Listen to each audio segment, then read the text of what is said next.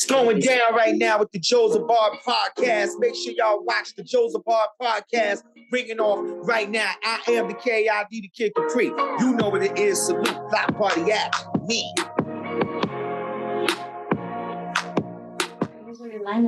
Okay. Let's do this. Dr. Judy Solis, how are you today? I'm doing well, but boy, I really can't hear you. Well, good to have you here. And, I'm definitely looking forward to hearing a lot about what you got going on today. Judy Solis, passionate educator, leader of learners, effective communicator. Talk to me. How's it going? What's going on?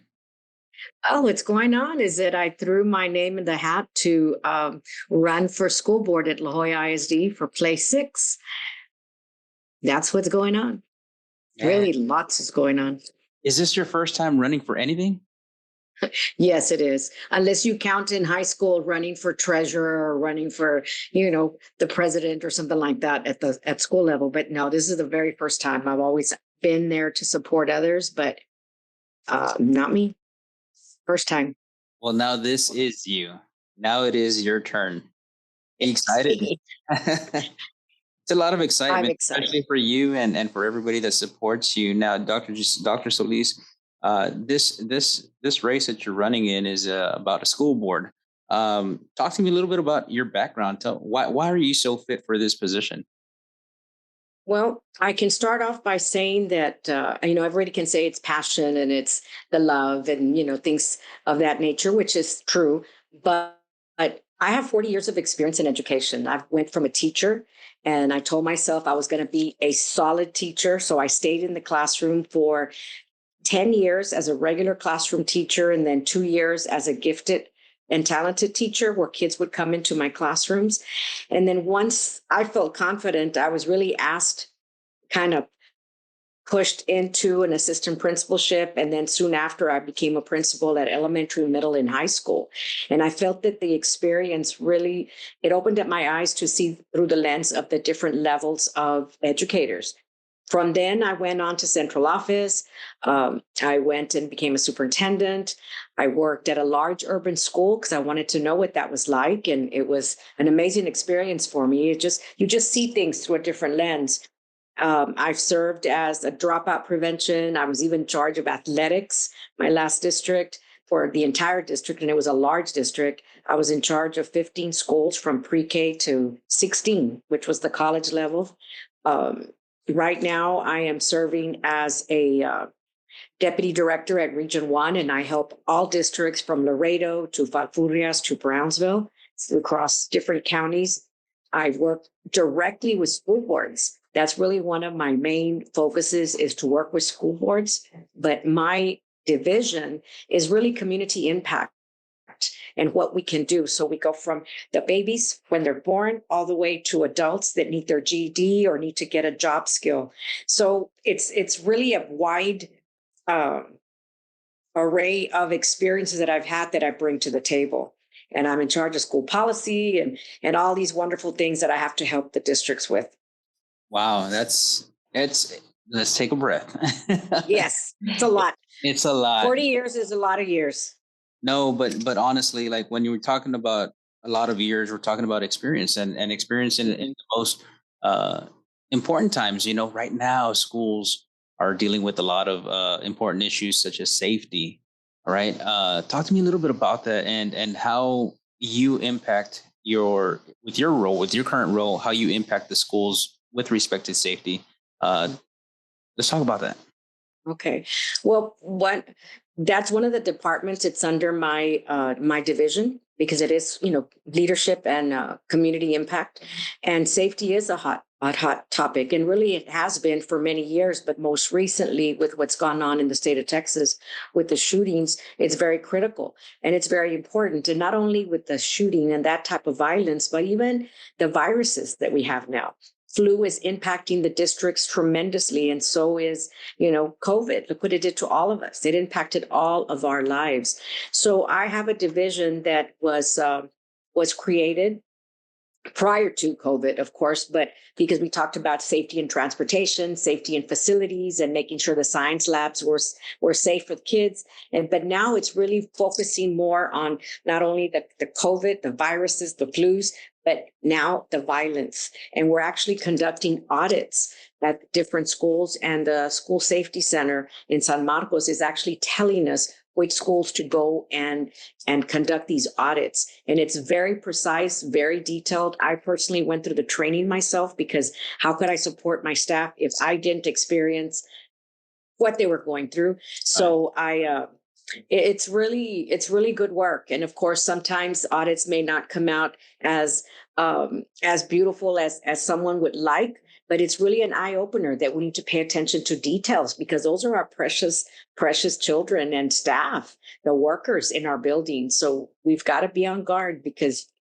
we can't say it doesn't happen here. It can happen anywhere. Let me ask you this question, because there seems to be an understanding from parents about what school board members do. What is the role of a school board member? Is it to get involved with teachers and how they teach classes? Is it to get involved with principals? No. What's the role of the school board member? The role of the school board is not to micromanage. And I know that's a very harsh word, but that's how when I train, this is what I talk about. They're there to do the oversight. For example, at the beginning or at the end of the year, depending when they'd have their budgets due, when the decisions have been made, the school board looks at data.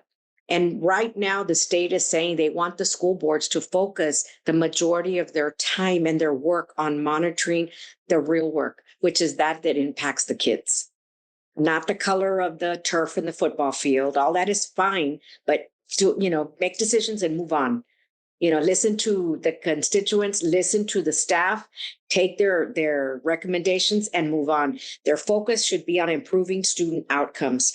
And in between, while you're doing that, their focus would be to create goals for the district.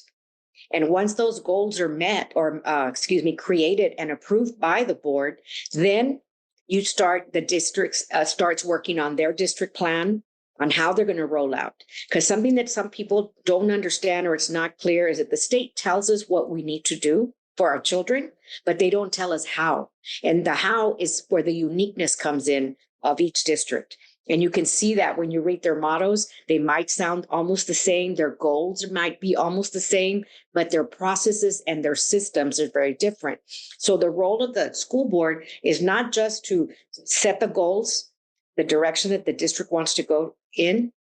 For example, if there's a third grade in a district is doing poorly, well, they want you to focus on third grade, possibly the third grade language and math.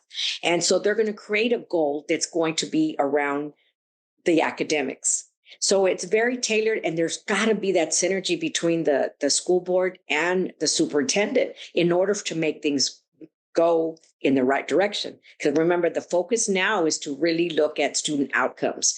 And if they're not aligned, if they're not working as a team and setting up procedures and processes, then, or really approving, then you're not going to get the outcomes that you want. So going back to your question, the role of the board is to work closely with the superintendent under their advisement.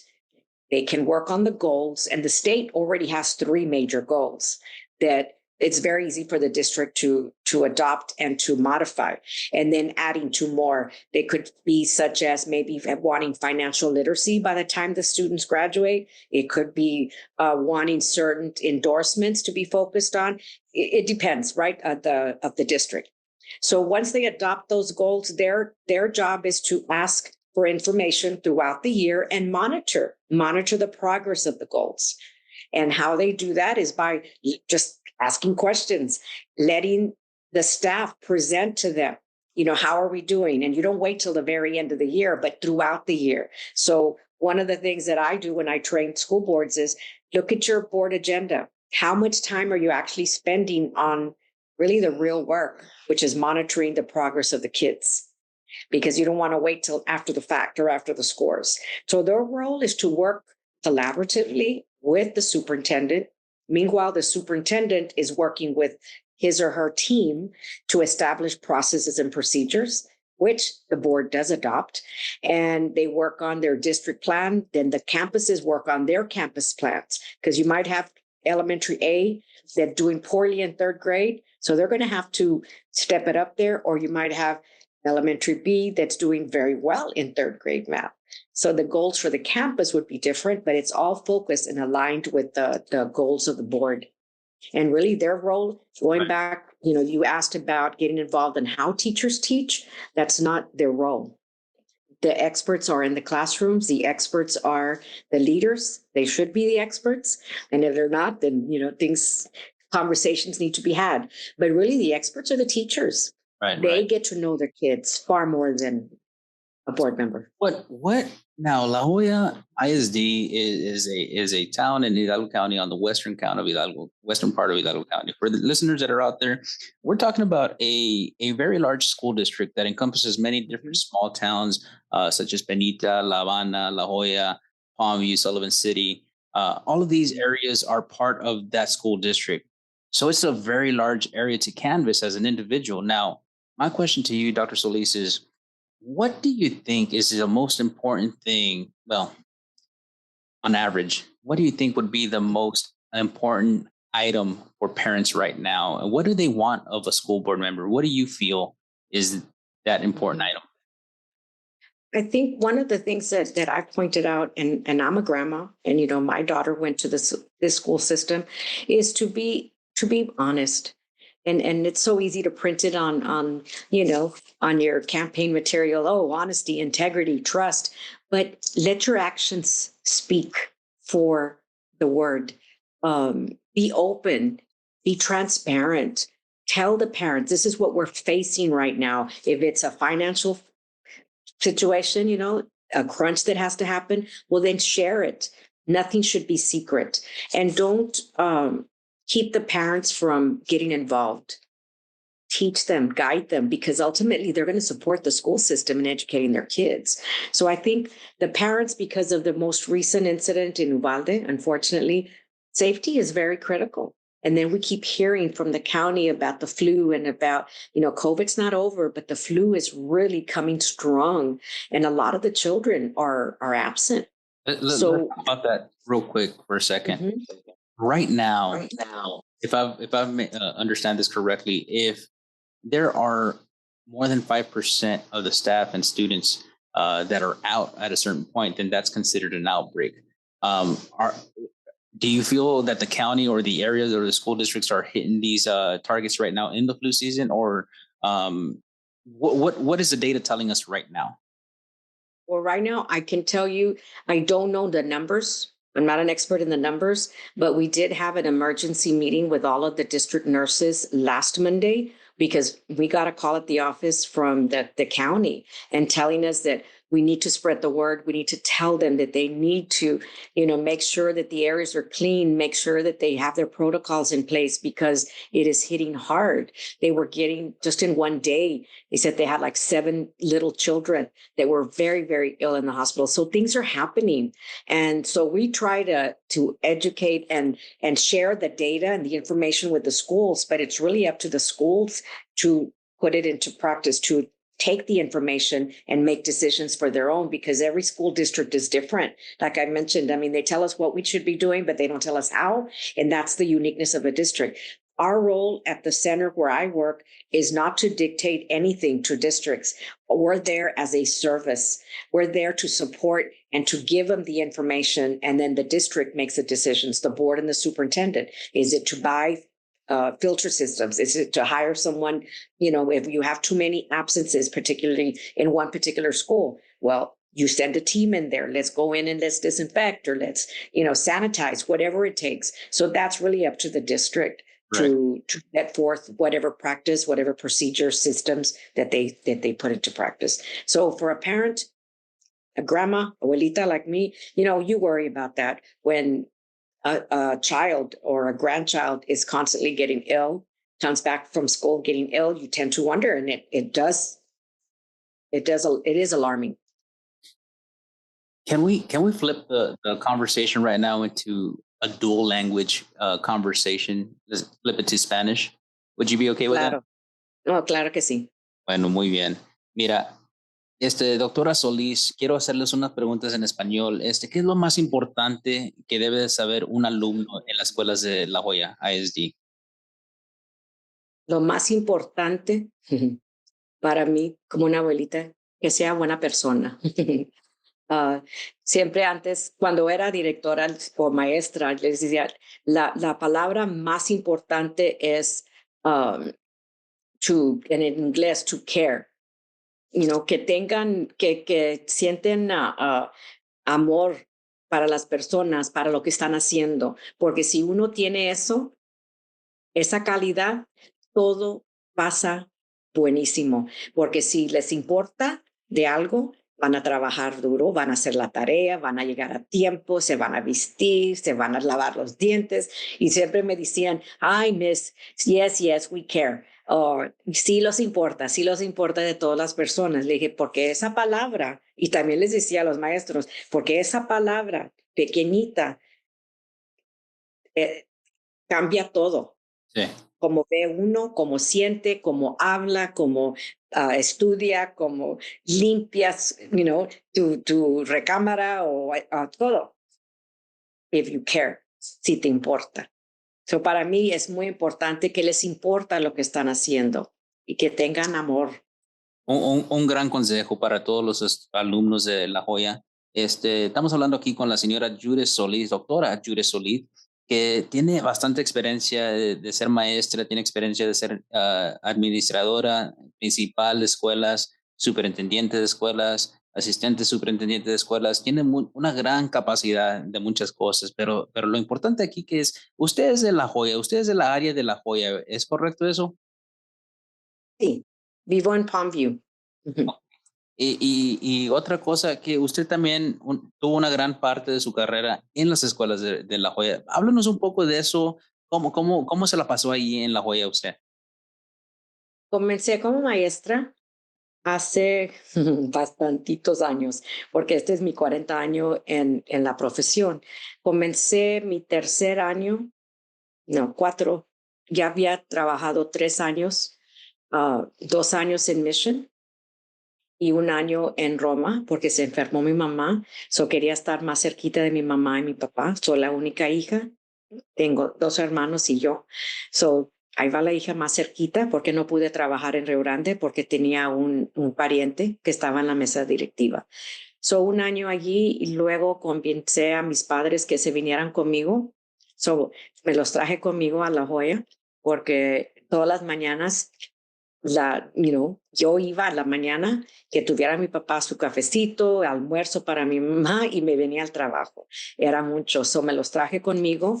Era el 1985, 4 o 5, se me hace que hace mucho. Y comencé como maestra de historia y después de varios años, falleció mi mamá y luego después de 1 año falleció mi papá. Fue muy, muy duro para mí, pero la familia aquí en La Joya fue tremenda. Me apoyaron bastante. También tuve cáncer durante ese tiempo que mi mamá se enfermó. Yo sé que hay buenísima gente aquí en La Joya que sí les importa bastante. Y yo siempre decía, desde que comencé mi carrera, decía, yo tengo 2 familias. Una es mi familia propia, que yo, quería cuidar y apoyar y soportar, pero la otra familia es mis trabajadores, mis compañeros, las familias de los niños que yo era la maestra o directora. Les doy gracias a Dios bastante gracias a Dios que tuve mis 2 familias, porque era fracaso de fracaso, pero el éxito en la escuela era maravilloso. Comencé, como les dije anterior, como maestra, luego fui directora de Benavides Elementary, directora de Ann Richards Middle School y La Joya High School y Juárez High School. Y cada escuela tuvo tremendo éxito por mi familia profesional. Yo no voy a decir que fui yo. Sí, yo soy la guatosa, era la alcahueta y siempre haciendo, haciendo fiestas o componiendo como tiempos para reunirlos, no nomás la junta. Tienen que decirle a sus chamacos que vengan y que estudien. No, no, no. Era como yo, la última fiesta o una fiesta que yo tengo bastante orgullo que hice es la fiesta de padres. Y invité a todos los padres para que vieran qué estaban aprendiendo sus hijos. Ajá. Y ese ambiente es lo que me da mucho orgullo y me da mucho gusto cuando me recuerdo de esos tiempos o veo las fotos. Tuve bastantísimo éxito, pero como una persona ambiciosa, quería estudiar, salí por delante, me moví a otro distrito para moverme a la oficina central para ayudar en otra posición y luego resulté como superintendente y luego ahí voy y aquí soy doctora Solís, pero los títulos no me tiene que decir doctora, soy Judy Solis, servidora. Pues muchas gracias, servidora, doctora Judy Solis. Yo sí le digo es yo doctora porque es muy merecido y es bastante tiempo Gracias. en la educación que uno que toma el esfuerzo para salir adelante por el hecho de la familia y la comunidad. Y muchas gracias por este tiempo, le doy muchas gracias. Un gran saludo para todos de su familia, de su comunidad y espero que le vaya muy bien en su campaña. Muchas gracias por estar aquí con nosotros. Yo soy Jozabad Palacios with the Jozabad Podcast, and we are here in Dole language, and we're going to go ahead and get it going. Thank you so much for joining us, Dr. Judy Solis. We'll see you in the next episode. Have a great one. Thank you so much for your time. Adios.